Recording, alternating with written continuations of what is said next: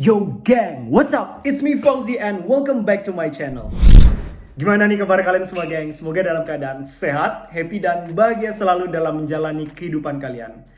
Oke, anyway gengs, jadi beberapa waktu yang lalu aku itu udah ngupload video terkait dengan gimana caranya aku bisa dapat Please jangan berbunyi, oh my god. Oke, balik lagi.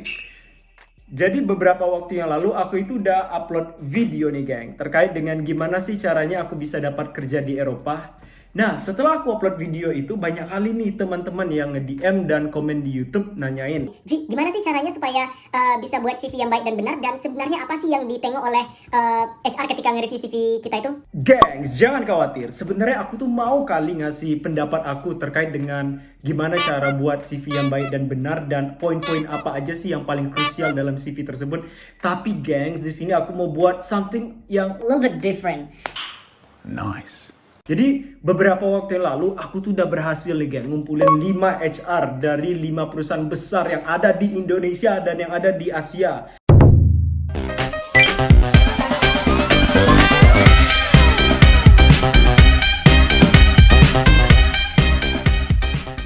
Dan di situ aku udah berhasil nanyain ke mereka, boy, sebenarnya apa sih yang kalian tengok dari CV aku tuh? Penasaran aku nih. Oke guys, jadi kalau kalian penasaran apa aja nih yang ditengok oleh HR ke CV kalian itu, don't skip this video, stay tuned on my channel gengs. Alright gang, jadi setelah aku melakukan survei yang pertama, kelima-lima orang ini mereka setuju. Poin pertama yang mereka lihat dari CV kita itu adalah education. Mereka akan melihat latar belakang pendidikan kita itu apakah relevan dengan job description atau job yang kita apply. Kalau mereka melihat itu sangat relevan, dan mereka akan move to the next point. Nah, sebagai catatan aja nih geng, saran dari mereka, kalau bisa education itu letaklah paling atas setelah personal information.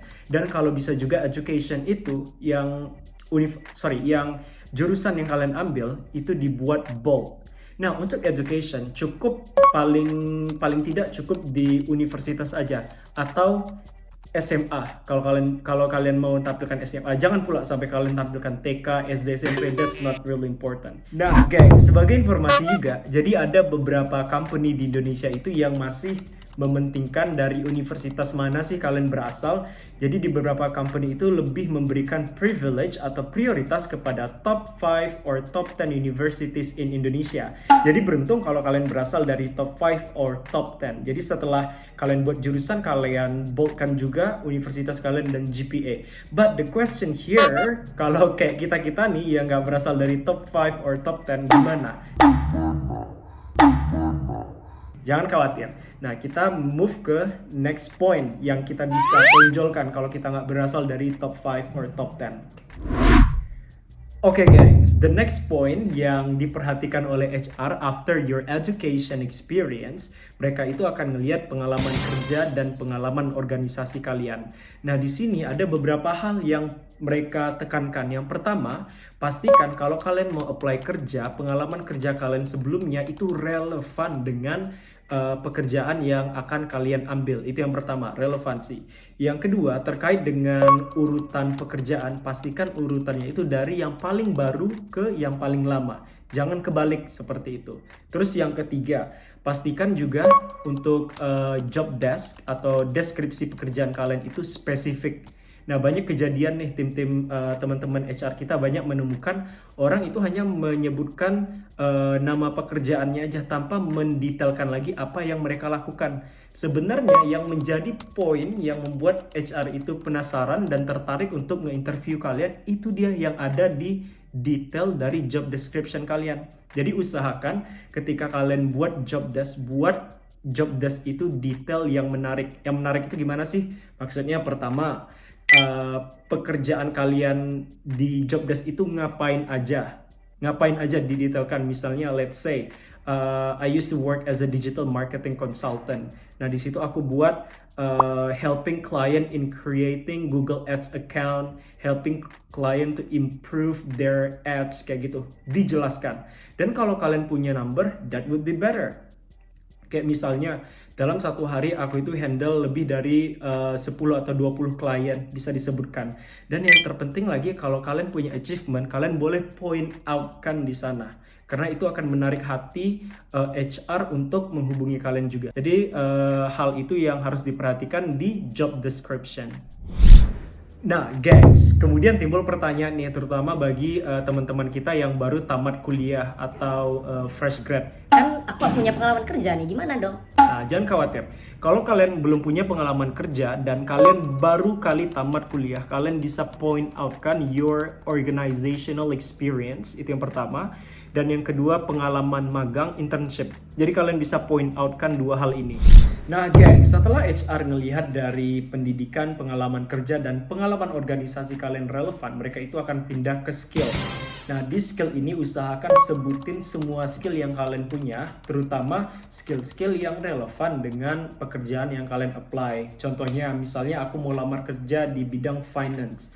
Nah, aku sebutkanlah skill yang aku punya kayak skill Oracle, SAP, Microsoft Excel, dan lain-lain. Nah, kalau lebih bagusnya dibuat kayak garis kemampuan atau scale, apakah intermediate, atau beginners, atau advanced, itu lebih bagus.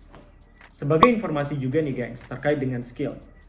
Jadi kalau kalian mendaftarkan pekerjaan melalui platform kayak misalnya Caliber atau misalnya Jobstreet, nah skill ini bakal dimasukkan ke dalam database. Jadi ketika nanti headhunter dapat tugas dari user untuk mencarikan orang yang cocok di job yang diminta oleh user ini, headhunter ini akan ngelihat ke database. Di database itu mereka ngelihat dari skill. Kalau mereka lihat skillnya ini match dengan request dari user, mereka akan hubungi kalian. So that's really important. Kalian input skills di CV dan juga di profile kalian di platform-platform pencari kerja tersebut. Oke gengs, jadi itu dia beberapa hal yang aku interview ke HR terkait dengan apa yang mereka lihat di CV kita. Semoga informasi yang aku berikan ini bermanfaat untuk kalian dan kalian bisa memperbaharui CV kalian.